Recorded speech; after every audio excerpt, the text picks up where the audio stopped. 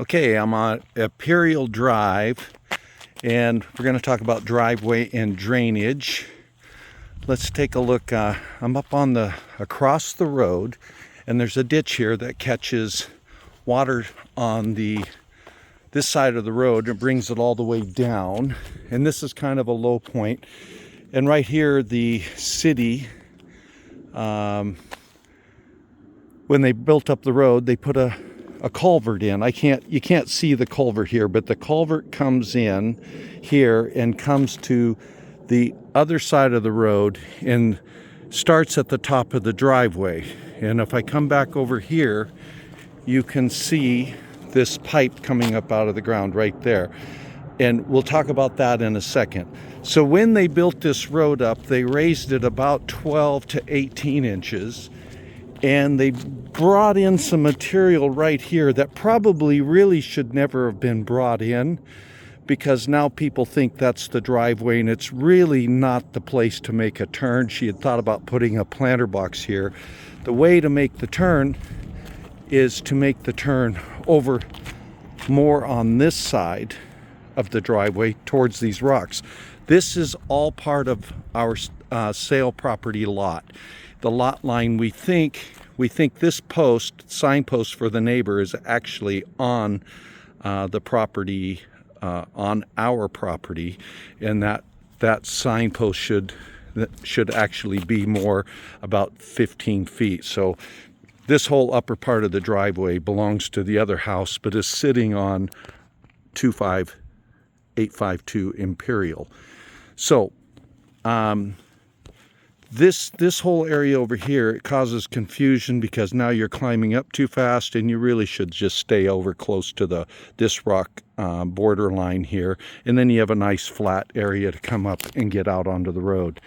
We have someone coming to look that's going to look at raising this up over here maybe 6 to 8 inches and bringing it more over to the road height. Okay, back to the drainage. So the culvert comes in to right here this is the city culvert, and when she was concerned that there was going to be a deluge of water, which there really never was, and that water was going to run down to the side of the retaining wall down at the bottom where the other drain is, and so she had this reworked and installed a culvert right underneath this pipe, and this is all part of just to protect that area right there.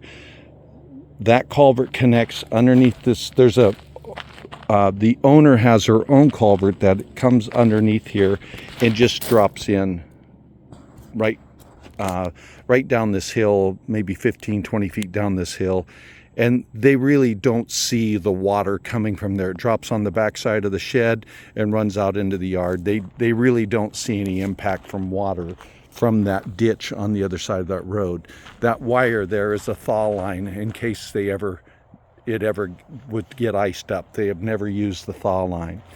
So any water that would melt and come down here catches this next drain, and I couldn't lift the lid, but the culvert down on the other end where I'll show you, this pick up any water and carries it all the way over the edge. And it comes right over this edge, right down in these raspberry bushes. Sorry, I've lived here my whole life. Still call them blackberries sometimes. And I'm down in the yard, and you can come down here, and it's about a 12 or 14 inch culvert that comes out right here. So just for scale, there's my hand. That's probably that's a 12, 14 inch culvert that comes out. So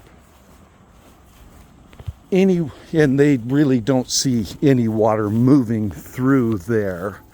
A tiny bit, but nothing that they see a stream.